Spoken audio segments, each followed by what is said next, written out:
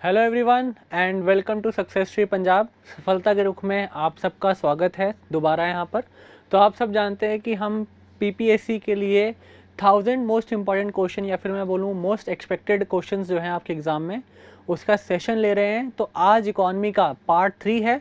2 parts में आपके साथ ऑलरेडी डिस्कस कर चुका हूँ। तो आज के क्वेश्चन हम डिस्कस करेंगे 25 क्वेश्चन। स्टार्ट करते हैं वन बाय वन। तो आज का जो पहला क्वेश्चन है वो है consider the following consider the following statement with regard to cash reserve ratio। Cash reserve ratio क्या होता है? जैसे आरबीआई है, आरबीआई पूरे बैंकिंग सिस्टम को रेगुलेट करता है। तो ऑब्वियसली क्या आरबीआई ने बोल रखा है कि बैंक्स, जितने भी बैंक्स हैं इंडिया में, उनको अपने पास जितने भी पैसे हैं, मतलब अगर मैं स्पेसिफिक टर्म यूज़ करूं तो NDTL, net deposit term and liabilities, ठीक है जी। तो net deposit term and liabilities का कुछ हिस्सा आरबीआई के पास बैंक्स को जमा करना पड़ता है, कि क्योंकि सारा का सारा पैसा जो है बैंक को अलाउ नहीं होता एज अ लोन देने के लिए। अगर मान लीजिए कल को सारा का सारा बैंक को अलाउ कर दिया गया पैसा एज अ लोन देने के लिए, तो कल को कोई उनका कस्टमर आएगा पैसा विड्रॉ करने के लिए, तो कैसे बचेगा बैंक्स के पास पैसा? तो यहाँ पर आरबीआई ने बैंक्स को डायरेक्शन दी है कि अपने total net demand and term liabilities का कुछ हिस्सा, कुछ परसेंटेज आपको हमारे पास रखना पड़ेगा, ठीक है। उसको हम क्या बोलते हैं? कैश रिजर्व रेशो बोलते हैं। तो जो जिस रेशो में या फिर जो परसेंटेज होती है आपकी एनडीटीएल की, वो जो पैसा है आरबीआई के पास जमा होता है, उसको हम क्या बोलते हैं? Cash reserve ratio. So first is it is a percentage of deposits a bank is legally required to keep as cash reserve with itself. तो इटसेल्फ नहीं होता, आरबीआई के साथ होता है, ठीक है। खुद के साथ नहीं रखना होता, खुद के पास क्या रखना होता है? स्टैट्यूटरी लिक्विडिटी रेशो रखना होता है, ठीक है जी।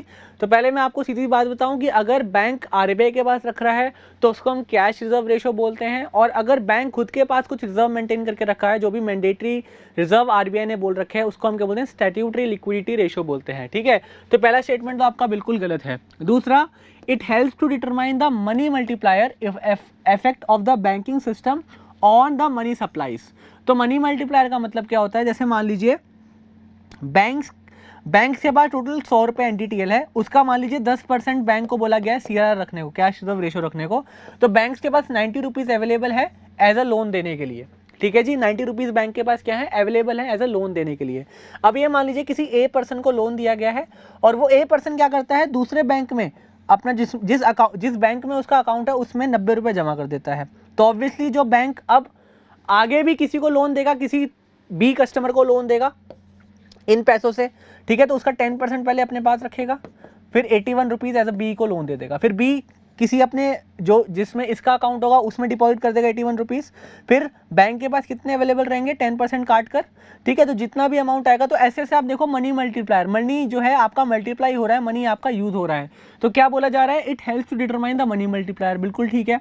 The Reserve Bank of India decides the cash reserve ratio in India. तो आपको मैंने ऑलरेडी बता दिया है कि जो आपका आरबीआई है वो डिसाइड करता है कितना कैश रिजर्व रेशो रखना है और कितना कैश रिजर्व रेशो नहीं रखना, या फिर कितना स्टैट्यूटरी लिक्विडिटी रेशो। देखो सिंपल सी मैं बात आपको दोबारा समझा रहा हूँ। जो आपका कैश रिजर्व रेशो है, कैश रिजर्व रेशो, ठीक है जी, कैश CRR, वो बैंक्स किसके पास जमा करते हैं? आरबीआई के पास। और वो कौन बताता है? आरबीआई ही बताता है। और जो आपका स्टैट्यूटरी लिक्विडिटी रेशो होता है वो भी बैंक्स किसके पास जमा करते हैं? अपने पास, इटसेल्फ। बैंक्स अपने पास कुछ जमा पूंजी जो है, कुछ रिजर्व अपने पास मेंटेन करते हैं, वो भी कौन बताता है? आरबीआई बताता है कितना रखना है। तो आपका स्टेटमेंट कौन सा सही होगा यहाँ पर? सेकेंड एंड थर्ड स्टेटमेंट आपका सही है, तो आंसर आपका क्या हो जाएगा? डी आपका आंसर हो जाएगा। चलिए अब अगला क्वेश्चन क्या है?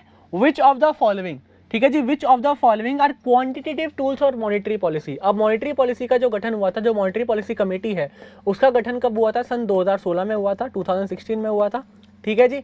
अब ये मॉनेटरी पॉलिसी कमेटी का क्या काम है कि हमारी इकोनॉमी में इन्फ्लेशन और डिफ्लेशन दोनों को कंट्रोल करने का काम है किसका? दिस मॉनेटरी पॉलिसी कमेटी का, ठीक है जी। तो अब इसके दो टाइप्स हैं, एक तो क्वांटिटेटिव एलिमेंट्स, एक है क्वालिटेटिव एलिमेंट्स।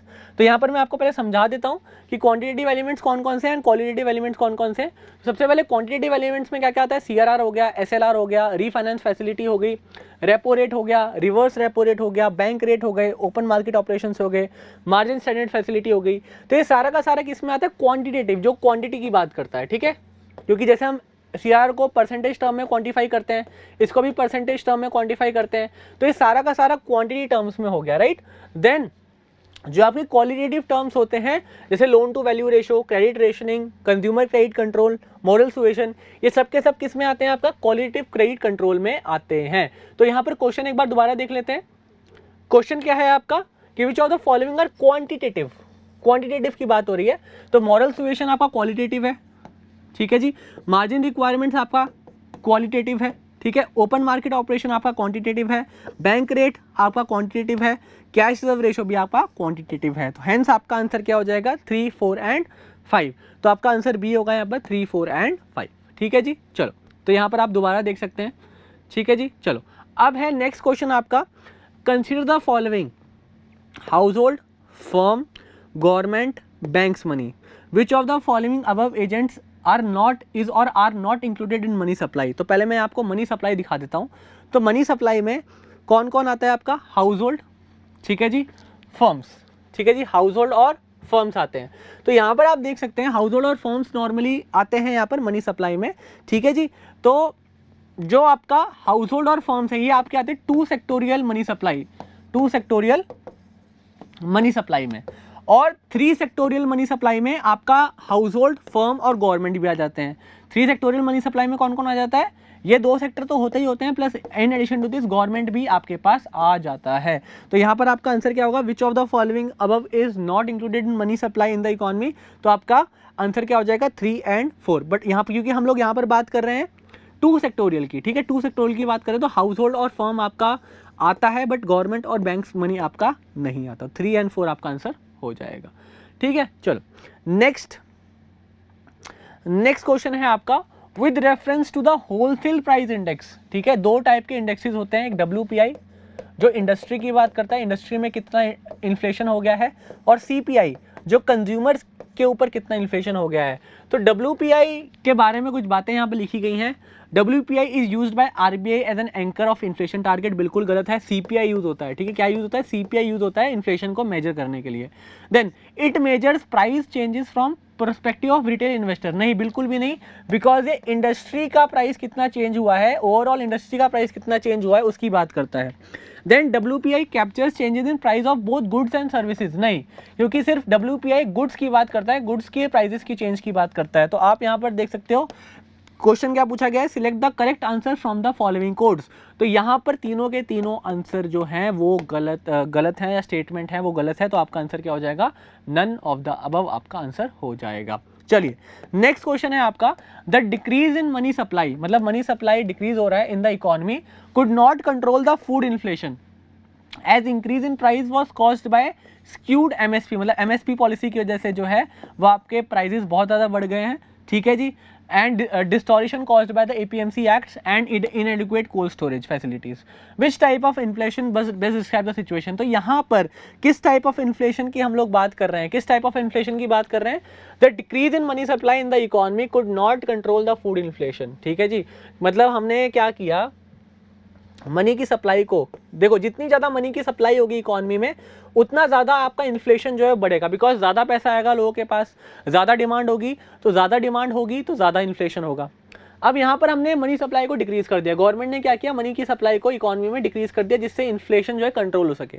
बट यहाँ पर इन्फ्लेशन कंट्रोल नहीं हुई, ठीक है, क्योंकि क्या हुआ था, प्राइस जो है, price was caused by the skewed MSP policy, जो पॉलिसी है उसके द्वारा, ठीक है, और distortion cause by APMC act, जो एक्ट्स में चेंजेस किए गए थे APMC और MSP पॉलिसीज में, उसके कारण ये सब हुआ था। तो इसको हम क्या बोलते हैं?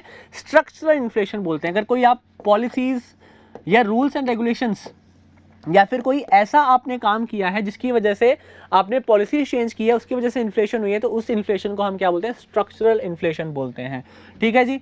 और भी टाइप की इन्फ्लेशन होती है, जैसे डिमांड पुल इन्फ्लेशन होती है, कॉस्ट पुल इन्फ्लेशन होती है। डिमांड पुल मतलब मार्केट में बहुत ज़्यादा डिमांड बढ़ गई जिसकी वजह से प्राइसेस बढ़ गए, कॉस्ट मतलब कॉस्ट ऑफ प्रोडक्शन ही बहुत ज़्यादा बढ़ गया तो उसकी वजह से इन्फ्लेशन हो गई, ठीक है जी। चलो, तो नेक्स्ट आपका क्वेश्चन है, for which of the following condition the term parallel economy is used. Parallel economy हम किसके लिए यूज़ करते हैं? याद रखिएगा, ब्लैक मार्केट के लिए हम पैरेलल इकोनॉमी का जो इस्तेमाल, वर्ड का इस्तेमाल जो है हम करते हैं, ठीक है जी। चलिए, नेक्स्ट क्वेश्चन है आपका, which of the following is the most commonly use to measure the money supply also known as aggregator monetary resource. तो याद रखना, इन तीनों में से जो आप, इन चारों में से M3 जो है, M3, ठीक है, M3 को बहुत ही ज़्यादा रिलायबल सोर्स माना जाता है या फिर मोस्ट कॉमनली यूज़ है किसके लिए, मनी सप्लाई को यूज़ करने के लिए। तो यहाँ पर देखिए M1, M2, M3, M4। तो M1 क्या है, currency with public and demand deposits. M2 मतलब क्या है, M1 plus saving deposits with post office. और M3 क्या है, M2, ठीक है, M2 है यहाँ पर, M2 plus net term deposits of commercial bank. तो यहाँ पर आप देख सकते हैं जो सबसे ज़्यादा यूज़ करते हैं हम लोग वो M3 यूज़ करते हैं for determine the money supply in our country. Next question है आपका, which of the following situation can lead to demand pull inflation. जैसे कि मैं आपको बता रहा था कि अलग अलग टाइप्स की इन्फ्लेशन होती है। डिमांड पुल इन्फ्लेशन में क्या होता है, जैसे मान लीजिए डिमांड किसी प्रोडक्ट की बहुत ज़्यादा बढ़ चुकी है, ठीक है, क्या बढ़ चुकी है, डिमांड बहुत ज़्यादा बढ़ चुकी है किसी प्रोडक्ट की, उसकी वजह से क्या होता है कि प्राइस जो है उस पर्टिकुलर प्रोडक्ट के वो बहुत ज़्यादा बढ़ जाते हैं, तो उसको हम क्या बोलते हैं, डिमांड पुल इन्फ्लेशन, ठीक है। तो डिमांड पुल इन्फ्लेशन के इसमें से कौन से एग्जाम्पल है, rising price of crude oil, RBI cutting policy rates, या government increases house rent allowance for central government employees, या फिर यूनिवर्सल बेसिक इनकम, ठीक है जी। तो यहाँ पर बात की गई है कि डिमांड पुल इन्फ्लेशन किस किस वजह से हो सकती है, तो आपका आंसर क्या होगा, 2, 3 एंड 4। क्यों होगा मैं आपसे डिस्कस करता हूँ, ठीक है। RBI कटिंग पॉलिसी रेट्स मतलब क्या, मान लो कि टैक्स रेट्स कम हो गए, टैक्स रेट कम हो गए, पहले मान लो 10 रुपये कमाता था कोई तो उसको 4 रुपये टैक्स देना पड़ता था, तो उसके बाद से 6 रुपये अवेलेबल थे मार्केट में खर्च करने के लिए। बट अगर टैक्स रेट 3 रुपये हो गया तो अब लोगों के पास 7 रुपये हैं, तो इससे क्या होगा, जब 7 रुपये हैं तो एक रुपये एक्स्ट्रा लोग खर्चेंगे जिससे डिमांड इंक्रीज होगी मार्केट में, तो ये क्या ले जाएगा, डिमांड पुल इन्फ्लेशन का रीजन बन जाएगा। दूसरा, government increase house rent allowance, government ने सैलरी मतलब हाउस रेंट अलाउंस के जरिए सैलरी बढ़ा दी, तो ऑब्वियसली जब सैलरी बढ़ेगी तो आपका डिमांड भी बढ़ेगी इकॉनमी में। देन यूनिवर्सल बेसिक इनकम, अगर आपकी बेसिक इनकम भी बढ़ा दी गई है, ठीक है जी, अगर आपकी बेसिक इनकम भी बढ़ा दी गई है, आपकी इनकम बढ़ा दी गई, तो ऑब्वियसली ऑटोमेटिकली क्या होगा, डिमांड बढ़ेगी इकोनॉमी में और आपका डिमांड पुल इन्फ्लेशन हो जाएगा, इन्फ्लेशन बढ़ जाएगा। तो आपका आंसर क्या हो जाएगा, 2, 3 and 4 will be your answer. तो आंसर बी हो जाएगा आपका। तो यहाँ पर आप देख सकते हैं डिमांड पुल इन्फ्लेशन हो गया, डिमांड के बढ़ने की वजह से इन्फ्लेशन हो गई। कॉस्ट पुल इन्फ्लेशन मतलब क्या, कि जैसे एक गुब्बारे वाला है, पहले हीलियम गैस आती थी $10 की, अब हो गई $20 की, तो उसका कॉस्ट ऑफ प्रोडक्शन ही बढ़ गया, मतलब वो उसकी जो खपत है जितने का वो सामान बनाता था वो ही बढ़ गया, तो उसको बोलते हैं कॉस्ट पुश इन्फ्लेशन। और बिल्ड इन इन्फ्लेशन मतलब क्या, जैसे सैलरी वगैरह बढ़ गई, ठीक है जी, सैलरी वगैरह बढ़ गई, प्राइजेस बढ़ने की वजह से सैलरी भी बढ़ा दी गई है, तो उसको हम क्या बोलते हैं, बिल्ड इन इन्फ्लेशन बोलते हैं, ठीक है। चलिए next question, it is a graphic curve which advocates a relationship between inflation and unemployment. तो ऐसा कौन सा कर्व है इन सारे कर्व में से, Laffer curve, Kuznets curve, Lorenz curve and Phillips curve, कि जो रिलेशनशिप बताता है इन्फ्लेशन एंड अनएम्प्लॉयमेंट के बीच में, ठीक है, तो वो आपने बताना है यहाँ पर। तो यहाँ पर होगा आंसर आपका फिलिप्स कर्व। तो फिलिप्स कर्व जो है वो आपका रिलेशनशिप बताता है किसके बारे में, इन्फ्लेशन एंड अनएम्प्लॉयमेंट के बारे में, राइट। तो और जो कर्व्स हैं, जो बाकी कर्व्स हैं, वो किस किस का रिलेशनशिप बताते हैं, जैसे आपका कुजनेट्स कर्व है, ठीक है, कुजनेट्स कर्व जो है वो किसका बताता है, economic progress in environmental degradation के बीच में रिलेशनशिप बताता है। देन लेफर कर्व आपका tax rates and tax revenue के बीच में रिलेशनशिप बताता है। और लॉरेंस कर्व आपका इनकम इनइक्वालिटी और वेल्थ इनइक्वालिटी के बीच में रिलेशनशिप बताता है, ठीक है। तो आपका आंसर क्या हो जाएगा यहाँ पर, फिलिप्स कर्व हो जाएगा। अगला क्वेश्चन है, with reference to the consumer price index. तो कंज्यूमर प्राइस इंडेक्स मतलब हम जैसे लोग, हमारे लिए कितना जो है प्राइस बढ़ चुका है। Which of the following item has been given the highest weightage.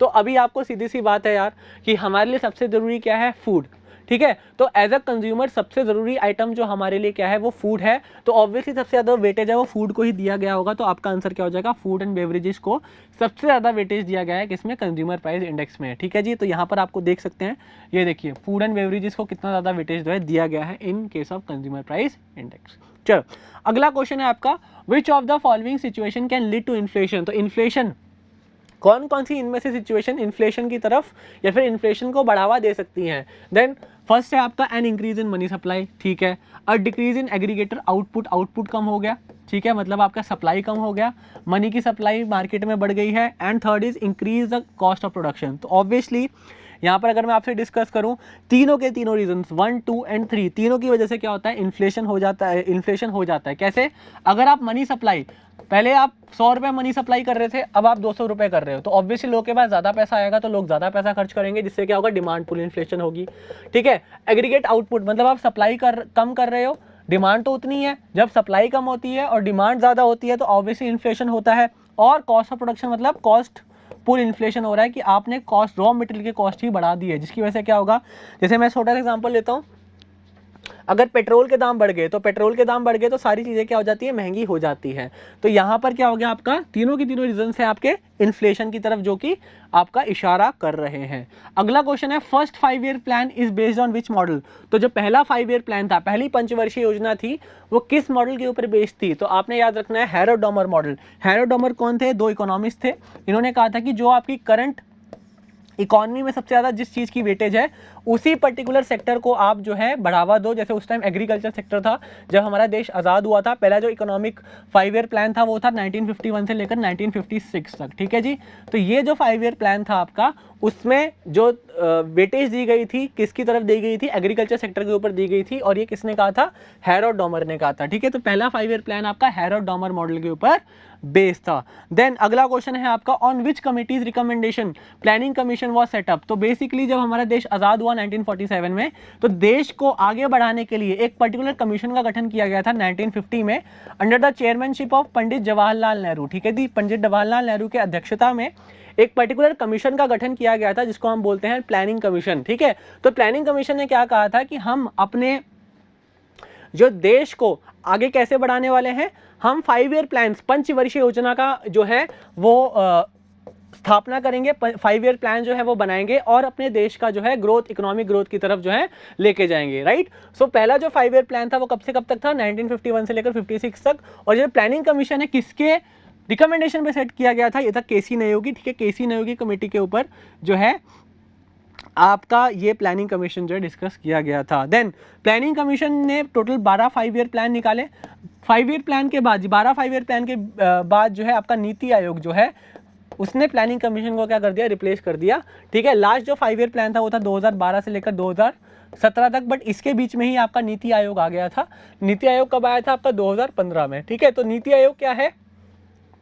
वो बेसिकली पॉलिसी थिंक टैंक है इंडिया का, जो कि प्लान्स बनाता है, ठीक है, इंडेक्सेस बनाता है कि कैसे कैसे स्टेट्स जो हैं वो कैसे कैसे ग्रो कर रहे हैं, इकोनॉमिक ग्रो कैसे हो रही है, ठीक है। तो उसके कुछ पिलर्स हैं। तो how many pillars are there of NITI Aayog? NITI Aayog के कितने पिलर्स हैं? तो याद रखिएगा आप, 7 पिलर्स हैं नीति आयोग के, ठीक है। प्रो पीपल, ठीक है, कि सारे के सारे जो लोग हैं उनकी एस्पिरेशंस फुलफिल करेगी गवर्नमेंट। लोग जो हैं वो पूरी तरह एक्टिविटी में साथ देंगे, पार्टिसिपेट करेंगे।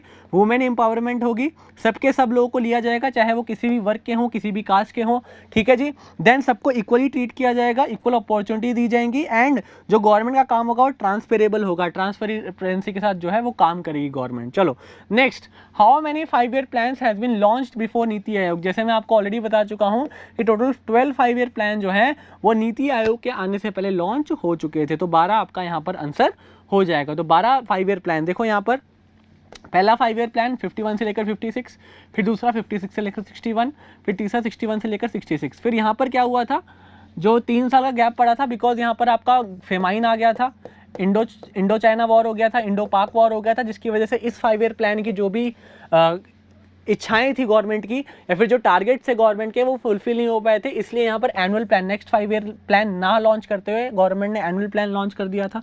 उसके बाद 4th 5 ईयर प्लान आया 68 से लेकर 74 तक, फिर 74 से लेकर 78 तक, ठीक है।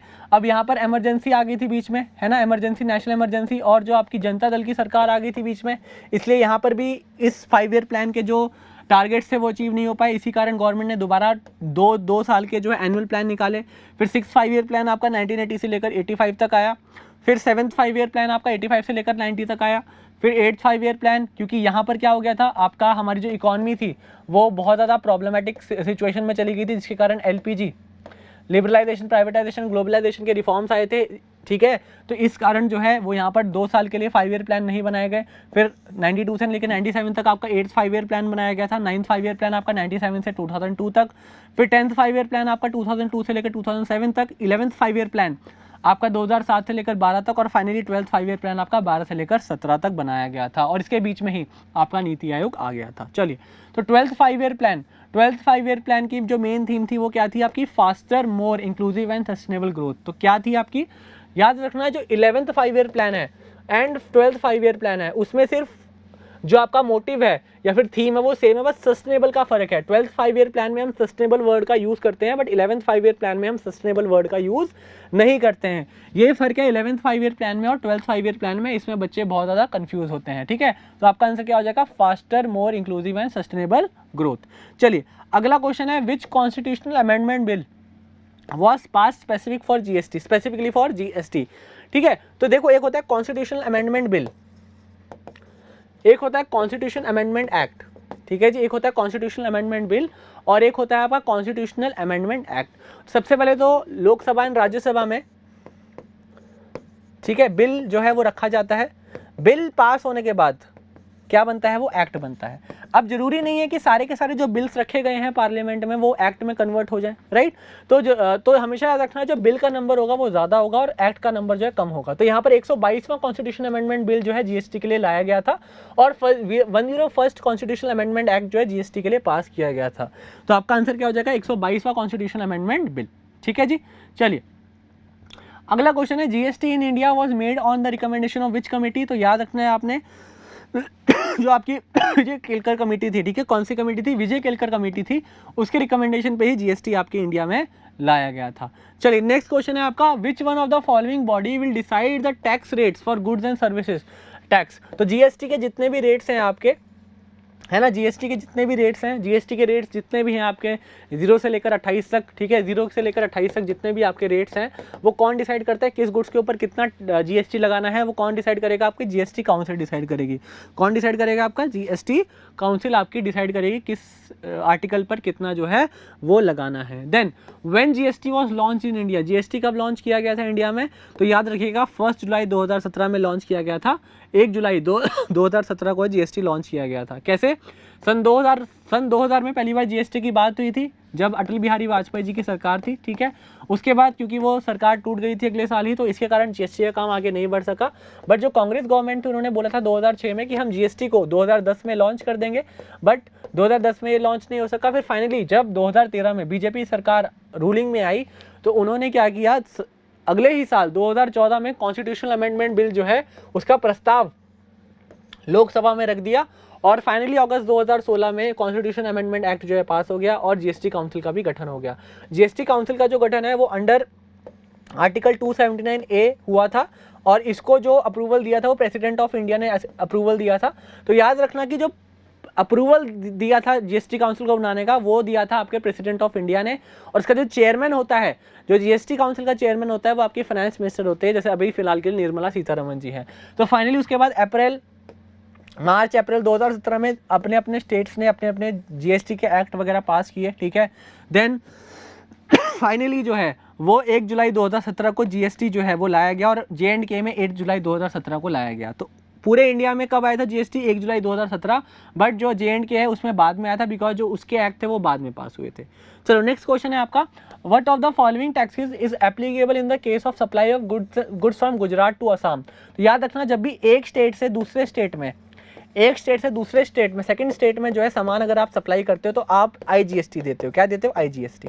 अगर सेम स्टेट में से लुधियाना का सामान मोगा जा रहा है तो क्या लगेगा? सीजीएसटी और एसजीएसटी लगेगा। क्या लगेगा? सीजीएसटी और एसजीएसटी लगेगा। तो एक स्टेट से दूसरे स्टेट के लिए आईजीएसटी लगेगा और एक डिस्ट्रिक्ट से दूसरे डिस्ट्रिक्ट सेम स्टेट के क्या लगेगा? सीजीएसटी और एसजीएसटी लगेगा। और अगर एक ही यूटी के अंडर हो रहा है, मतलब एक यूनियन टेरिटरी के बीच में हो रहा है, तो सीजीएसटी और एसजीएसटी की जगह क्या लग जाएगा? अब यूटीजीएसटी लग जाएगा, बिकॉज अब स्टेट में नहीं हो रहा, अब यूनियन टेरिटरी में हो रहा है। तो एसजीएसटी की जगह लग जाएगा? यूटीजीएसटी लग जाएगा। सीजीएसटी क्या होता है? Central goods and service tax.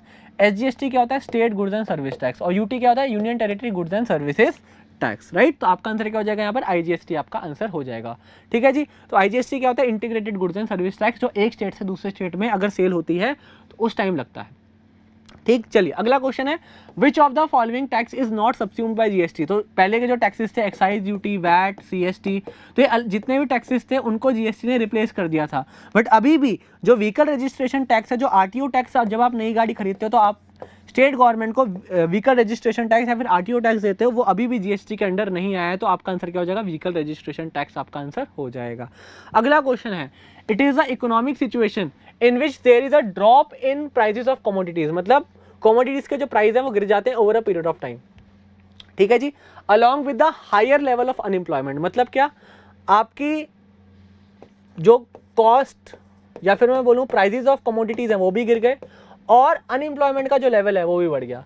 तो ऐसी सिचुएशन को हम क्या बोलेंगे? ठीक है जी, ऐसी सिचुएशन को हम क्या बोलते हैं? डिफ्लेशन बोलते हैं। ठीक है जी, डिफ्लेशन मतलब क्या हुआ कि भाई साहब आपका जो बेसिकली प्राइजेस का गिर जाना, ठीक है, प्राइजेस का गिर जाना मतलब मार्केट में डिमांड ही नहीं है। अब डिमांड नहीं है तो ऑब्वियसली जैसे कोरोना के टाइम में क्या हुआ था, डिमांड ही नहीं थी मार्केट में। ठीक है जी, डिमांड ही नहीं थी मार्केट में तो क्या हुआ, ठीक है, तो क्या हो गया, प्राइजेस काफ़ी जो है, हाँ, बट सप्लाई जो है, जो सप्लाई थी वो भी कम थी, राइट, जो सप्लाई फैक्टर था उस टाइम वो भी कम था, उसकी वजह से क्या होता, इन्फ्लेशन हो गया था। बट अगर ऐसी सिचुएशन आ जाती है जहाँ पर आपका जो कमोडिटीज़ के दाम है वो कम हो गए हैं, ठीक है, कमोडिटीज़ के दाम कम हो गए हैं, तो कोरोना में तो चलो बड़े थे, ठीक है, बट कमोडिटीज़ के दाम ऐसी सिचुएशन आती है जब कम हो जाते हैं तो उसको हम क्या बोलते हैं, डिफ्लेशन बोलते हैं। क्या बोलते हैं? डिफ्लेशन बोलते हैं। ठीक है जी, तो ऐसी सिचुएशन को हम क्या बोलते हैं, डिफ्लेशन बोलते हैं। चलो, which of the following can be reasons और reasons for cost push inflation. तो कॉस्ट पुश इन्फ्लेशन के कौन कौन से रीजन हो सकते हैं? Enhancement is price of raw material, बिल्कुल ठीक है। Adoption of expansionary monetary policy by Reserve Bank of India, increase in wages of employees. तो यहाँ पर कॉस्ट पुल इन्फ्लेशन के कौन कौन से रीजन हो सकते हैं? तो यहाँ पर अगर मैं आपको बताऊँ तो सिर्फ पहला, ठीक है जी, फर्स्ट, क्योंकि यहाँ पर कॉस्ट कैसे बढ़ जाएगी, क्योंकि आप रॉ मटेरियल के प्राइस पहले 10 रुपये का मान लो एक प्लास्टिक का डब्बा आता था, ठीक है, वो सामने वाला जो पर्सन खरीदता था वो 12 रुपये में बेचता था, अब वही 12 रुपये का आ रहा है तो ये कितने में बेचेगा, 14 रुपये का बेचेगा, तो महंगा हो गया। और increase in wages of employees, obviously जो एम्प्लॉयज इसके अंडर काम कर रहे थे वो पहले कम सैलरी दे रहा था, अब उसको ज़्यादा सैलरी देनी पड़ रही है, तो ऑब्वियसली उसकी जो कॉस्ट है वो बढ़ेगी। इसकी वजह से क्या होगा, कॉस्ट पुल इन्फ्लेशन होगा, बिकॉज कॉस्ट ऑफ प्रोडक्शन ही आपका बढ़ जाएगा। तो आपका आंसर क्या हो जाएगा, 1 और 3। चलिए, तो आज का लास्ट क्वेश्चन है, which of the following are set to increase the general prices level of an economy. तो जनरल प्राइजेस लेवल कैसे बढ़ते हैं? फेल्ड मानसून की वजह से बढ़ते हैं, पॉपुलेशन के बढ़ने की वजह से बढ़ते हैं, और यूनिवर्सल बेसिक इनकम की बेसिक इनकम ही लोगों की बढ़ गई है, या फिर जॉब लॉसेस की वजह से बढ़ते हैं। ठीक है, तो मेरे को बताइए कि जनरल प्राइस लेवल किन किन चीज़ों की वजह से बढ़ते हैं? तो 1, 2 और 3। ठीक है, ये तीनों की वजह से आपके प्राइस लेवल बढ़ सकते हैं। बट चौथा, जॉब लॉस। जॉब लॉस से क्या होगा कि लोगों के पास कम पैसे होंगे, जब जॉब ही चलेगी तो पैसे कहाँ होंगे, तो ऑब्वियसली कोई डिमांड नहीं होगी, जिसकी वजह से प्राइस नहीं बढ़ेंगे। बट ये मॉनसून सेल हो गए तो सप्लाई कम है, ठीक है जी, और डिमांड उतनी ही है तो प्राइसेस ऑटोमेटिकली बढ़ जाएंगे। पॉपुलेशन बढ़ने से डिमांड बढ़ जाती है तो ऑब्वियसली प्राइसेस बढ़ जाएंगे। और बेसिक इनकम, मतलब अगर आपकी इनकम ही बढ़ गई जिससे वजह से डिमांड बढ़ गई तो क्या हो जाएगा, प्राइसेस ऑटोमेटिकली आपके बढ़ जाएंगे। तो आपका आंसर क्या हो जाएगा, 1, 2 और 3। ठीक है जी, तो आई होप कि आपको जो ये सारे के सारे क्वेश्चंस हैं वो समझ में आ गए होंगे। अगर आपको कोई भी डाउट है तो आप नीचे कमेंट बॉक्स में लिख सकते हैं। So thank you so much, और आपकी जो तैयारी है वो भी अच्छी चल रही होगी। तो पहले मैं आपको ऑलरेडी बता देता हूँ कि पहले पढ़ेंगे ये सारे के सारे टॉपिक्स जो मैंने आज कवर अप करवाए हैं, उसके बाद ये क्वेश्चन अटेम्प्ट करेंगे तो ही आपको समझ में आएगा। Thank you so much and take care.